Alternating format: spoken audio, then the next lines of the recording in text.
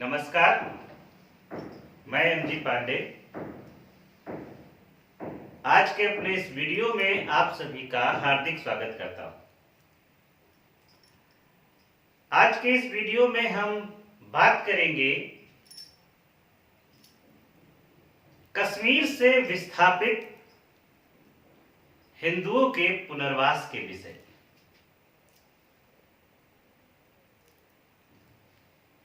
कश्मीर से, जम्मू एंड कश्मीर से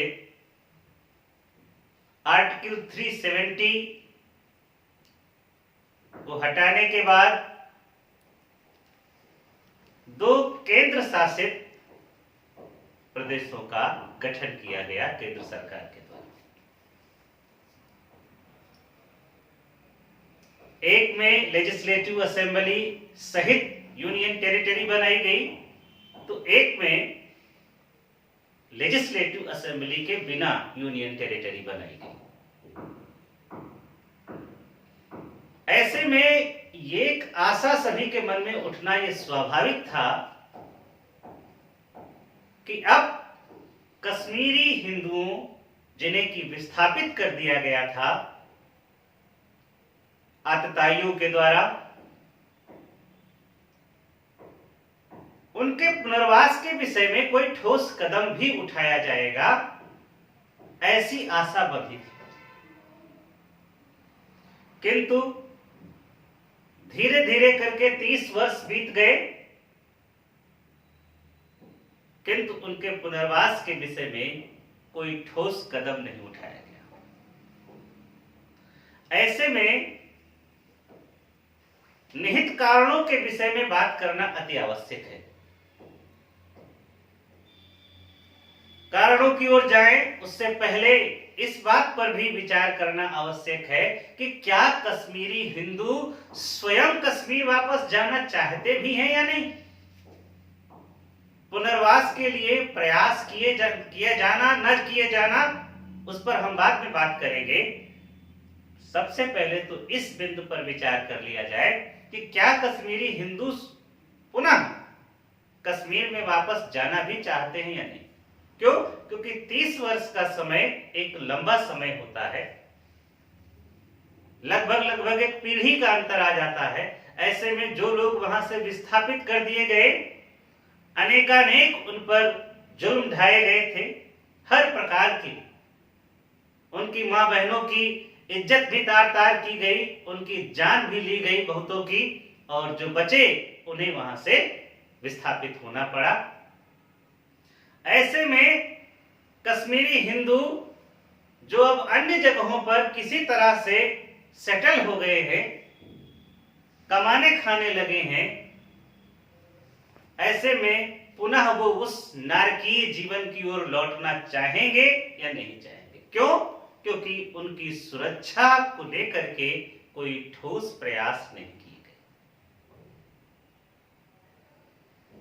सरकारें अपना कार्य करती हैं, अपने तरीके से कार्य करती हैं, लेकिन असली सुरक्षा तो तब होती है जब व्यक्ति स्वयं संगठित होकर के अपनी सुरक्षा के लिए सदैव तत्पर रहे। इतना जुल्म सहने के बाद भी, इतनी प्रताड़ना सहने के बाद भी, विस्थापन का दंश सहने के बाद भी उनमें से प्रतिक्रिया नहीं जन्मी, ये बहुत आश्चर्यजनक है।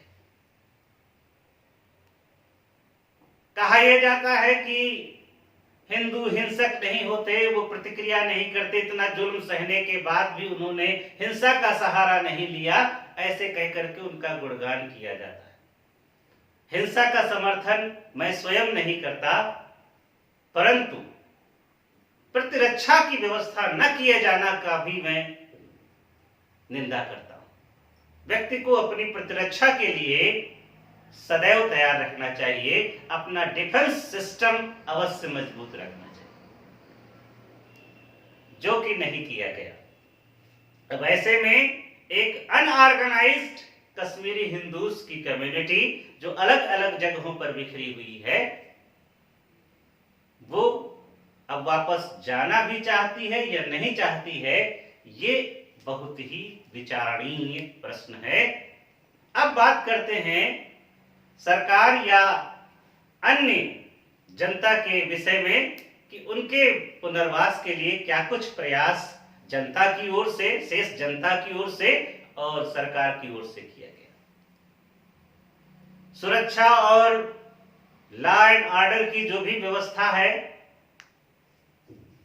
केंद्र शासित प्रदेश बनने के बाद ऐसा माना जा सकता है कि सुरक्षा की दृष्टि से सरकार ने भरसक प्रयास किए हैं,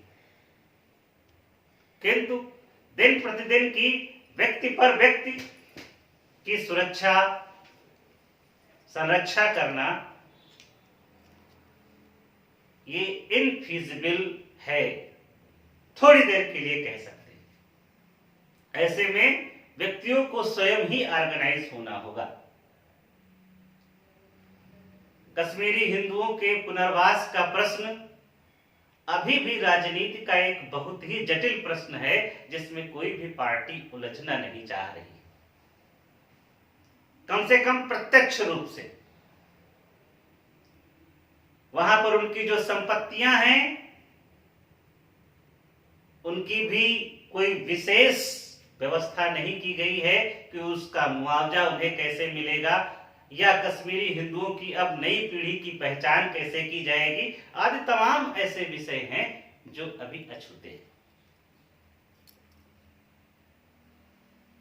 पुनर्वास की जहां तक बात है वो अवश्य किया जाना चाहिए, उनकी सुरक्षा संरक्षा की व्यवस्था होनी चाहिए और स्वयं कश्मीरी हिंदुओं को अपनी संरक्षा सुरक्षा के लिए संगठित होकर के अपनी आवाज बुलंद करनी चाहिए, तभी इस समस्या का कोई सार्थक हल निकल सकता है।